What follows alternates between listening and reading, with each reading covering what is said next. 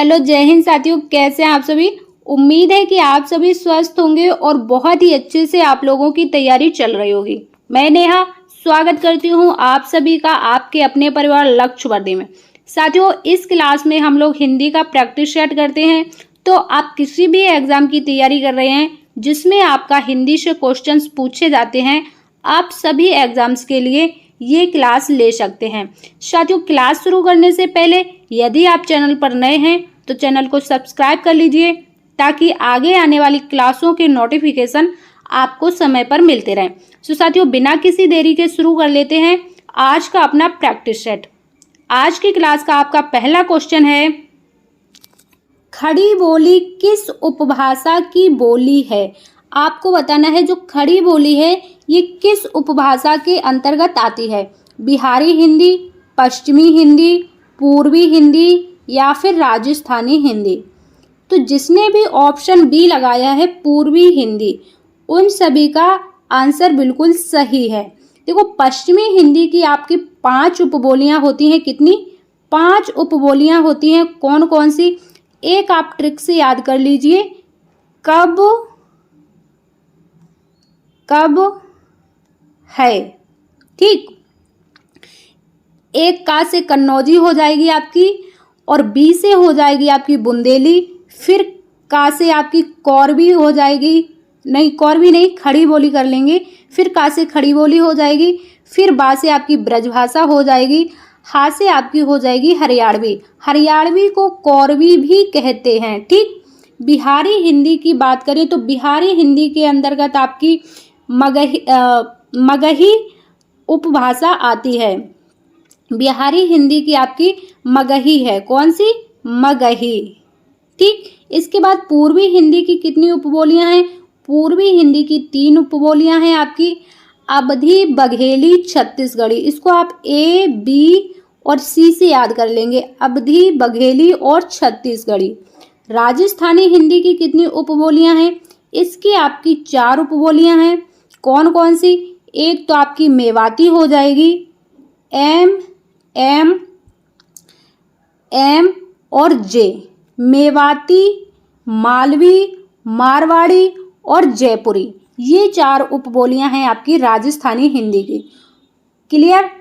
तो इस क्वेश्चन के सारे ऑप्शन आपको क्लियर हो गए होंगे। अगला क्वेश्चन है आपका,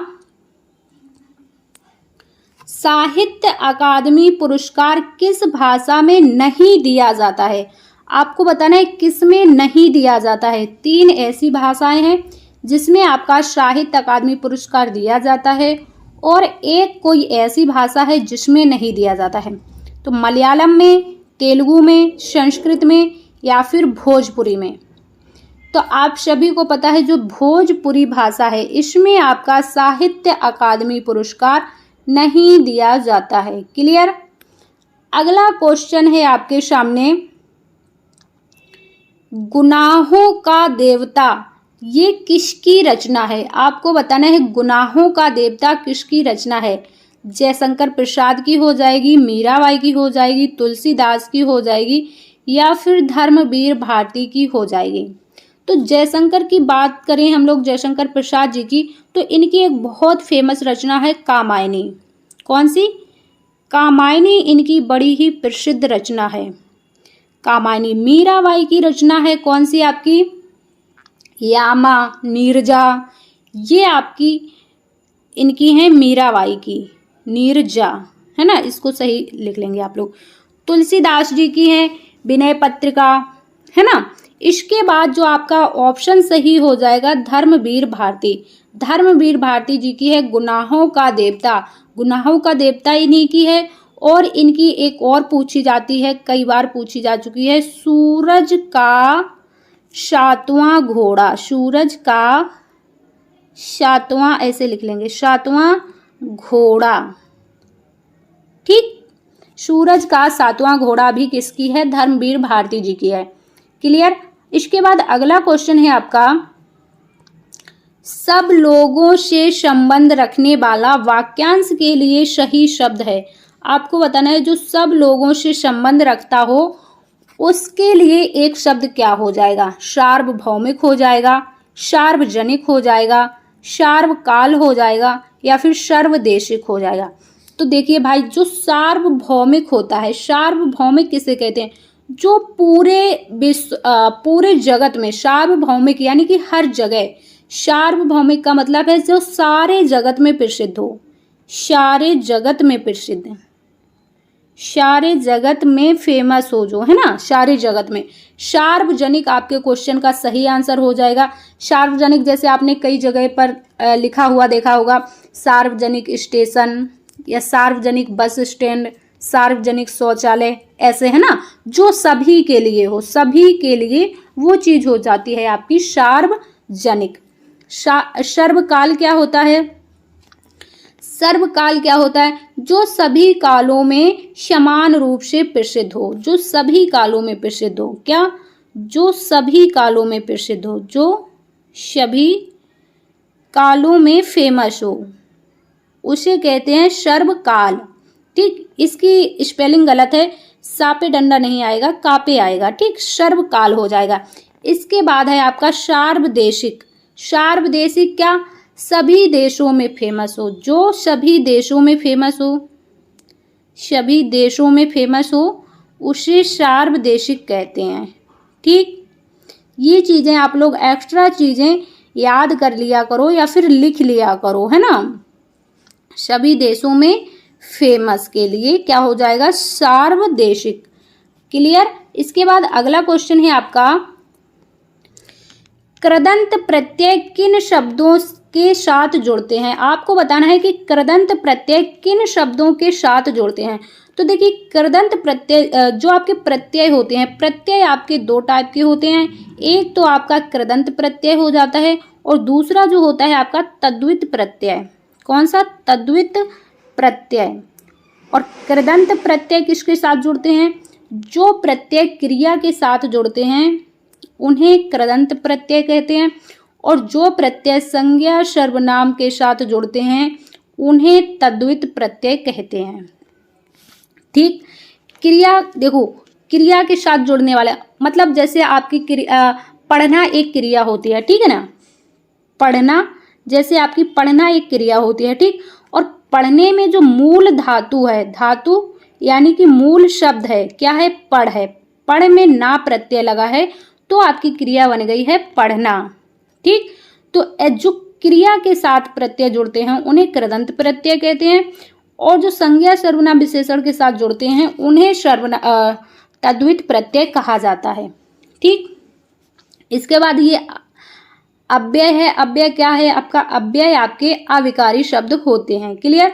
और जो संज्ञा सर्वनाम क्रिया विशेषण होते हैं ये आपके विकारी शब्द होते हैं। ये चीज भी आप याद रखेंगे। ठीक, इसके बाद अगला क्वेश्चन है आपका, जो शास्त्र जानता है वाक्यांश के लिए एक शब्द है।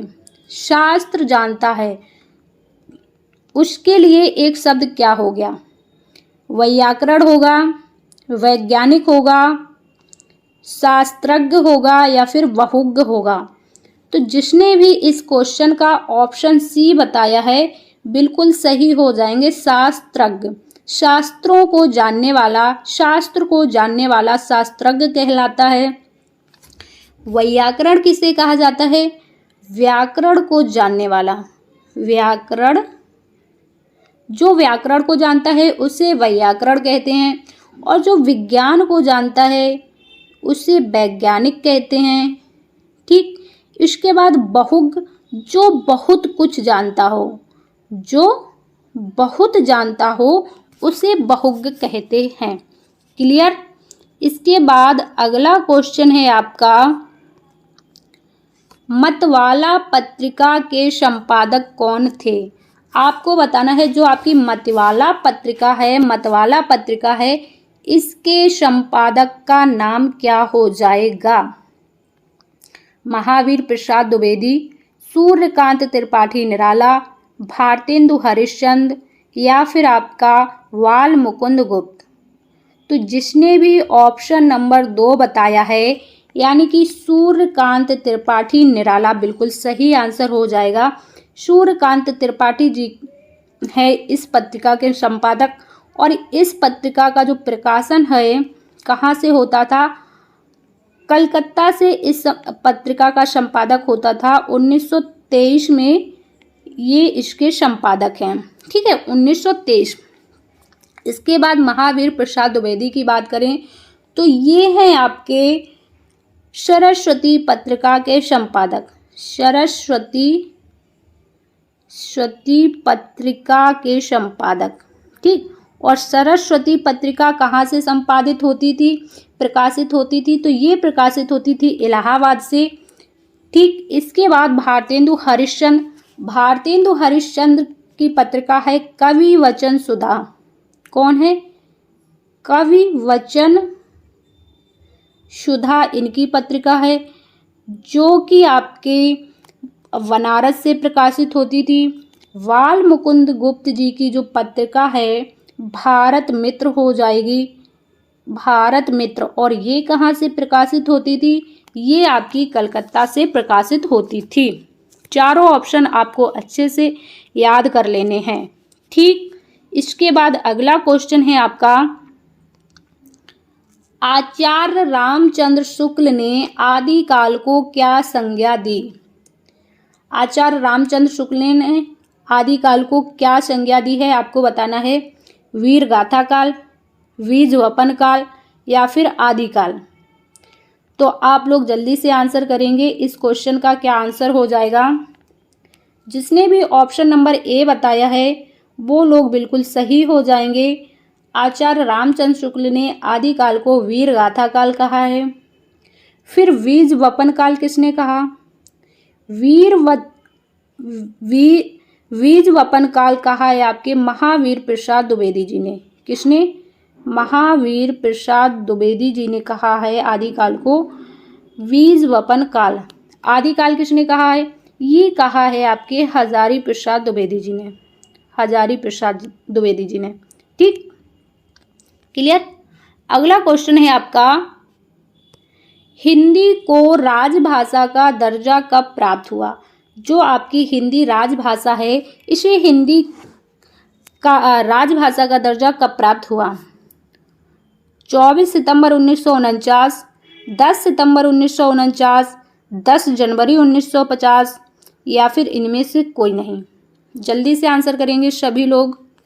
तो आप लोग जो सही आंसर बता रहे हैं ऑप्शन ए वाले बिल्कुल सही हो जाएंगे। 14 सितंबर 1949 को हिंदी को राजभाषा के रूप में चुना गया था। क्लियर। इसके बाद अगला क्वेश्चन है आपका, जलज में कौन सा समास है? जलज में कौन सा समास है आपको बताना है। बहुब्रीहि समास हो जाएगा, तत्पुरुष समास हो जाएगा, द्विगु या फिर अव्ययी भाव समास। तो जल्दी से आप लोग आंसर करेंगे। जलज, अच्छा ये बताओ, जलज ये किसका पर्यायवाची होता है? तो ये पर्यायवाची होता है कमल का। किसका? कमल का। और आपको पता है कि जो भी शब्द किसी न किसी के पर्यायवाची होते हैं वो सभी बहुब्रीहि समास के अंतर्गत आते हैं। क्वेश्चन का जो सही आंसर हो जाएगा बहुब्रीहि समास हो जाएगा। क्लियर। तो साथियों, ये थी हमारी आज की हिंदी प्रैक्टिस सेट की क्लास। आपको ये क्लास कैसी लगी है आप लोग कमेंट्स में ज़रूर बताइएगा। यदि आपने क्लास को अभी तक लाइक और शेयर नहीं किया है तो क्लास को लाइक और शेयर कीजिए। चैनल पर नए हैं तो चैनल को सब्सक्राइब कर लेंगे और जुड़ जाएंगे अपने परिवार लक्ष्य वर्दी से। सो साथियों, आज की क्लास को इतना ही रखेंगे। हम लोग मिलेंगे नेक्स्ट सेशन में। जब तक के लिए स्वस्थ रहिए और अपनी तैयारी अच्छे से करते रहिए। जय हिंद साथियों।